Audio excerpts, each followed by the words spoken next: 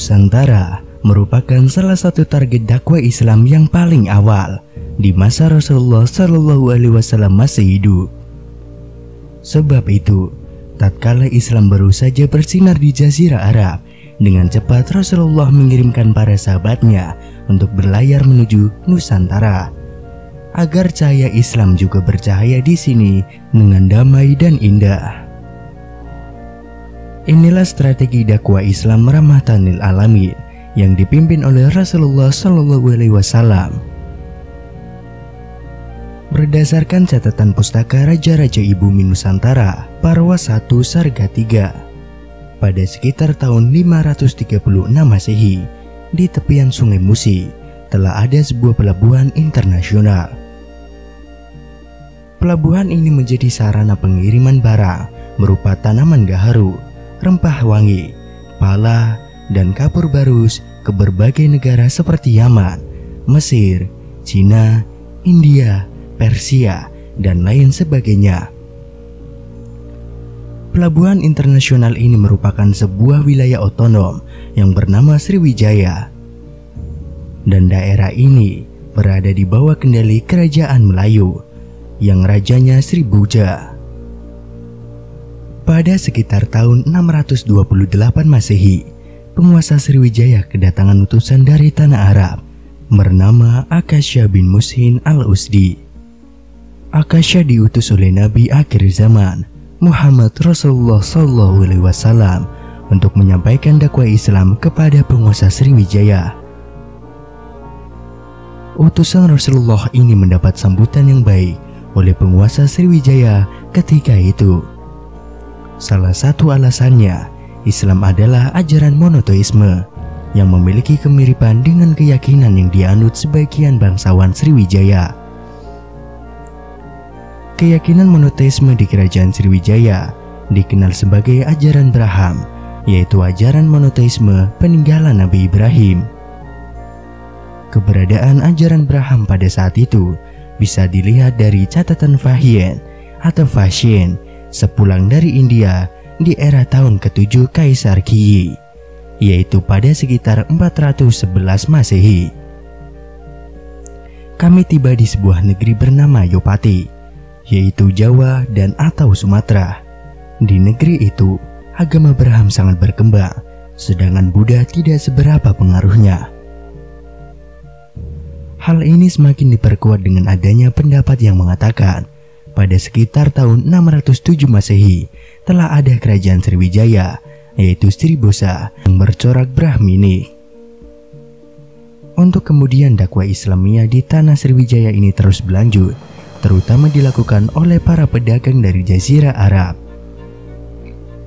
Bahkan salah seorang penguasa Sriwijaya yang bernama Sri Indrawarman diperkirakan seorang muslim yang menjalin persahabatan dengan Khalifah Islam Umar bin Abdul Aziz.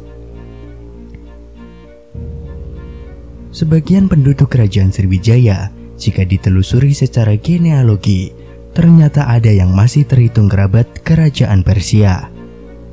Hal ini tergambar di dalam kitab sejarah Melayu yang mengisahkan pemimpin wilayah Palembang, Demang Lebar Daun, merupakan anak cucu Raja Sulan, keturunan dari Raja Nursiwan Adil bin Kibat Syahriar.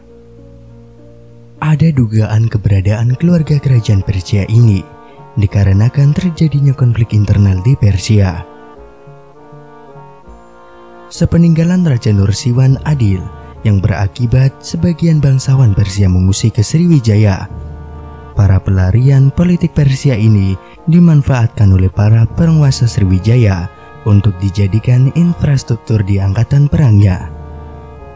Bahkan dalam upaya memperkuat pasukannya, kerajaan Sriwijaya mendirikan pangkalan militer di daerah Minangga yang berada di tepian Sungai Komering.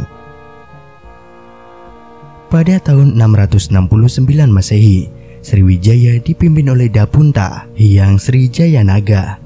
Sang raja dikenal seorang yang sangat berwibawa, dan dengan kekuatan angkatan perangnya yang sangat terlatih, Sriwijaya mulai menaklukkan beberapa daerah di sekitarnya. Bahkan kemudian kerajaan induknya, Kerajaan Sri Buja, berhasil dikuasai.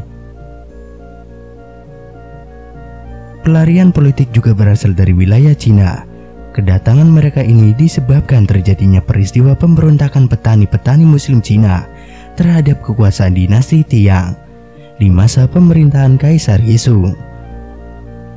Kaum muslimin banyak mati dibunuh dalam pemberontakan itu, sehingga mereka yang selamat melarikan diri ke berbagai negara, termasuk ke kota Palembang yang menjadi pusat kerajaan Sriwijaya.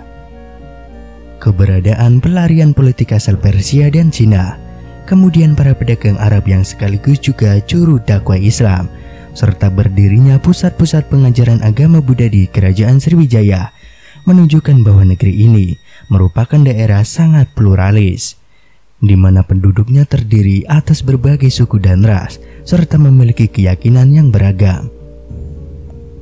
Keberadaan Akasya bin Muhsin al-Usdi di Sriwijaya diperkirakan setelah perjanjian Hudaibiyah tahun 6 Hijriah.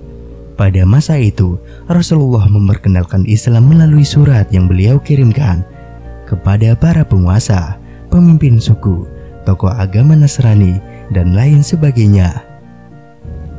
Kemudian ada juga beberapa sahabat Rasulullah yang pernah berdakwah di Nusantara. Yang pertama, Ali bin Abi Thalib. Ali bin Abi Thalib pernah datang dan berdakwah di Garut, Cirebon, Jawa Barat, yaitu tanah Sunda, Indonesia, pada tahun 625 Masehi.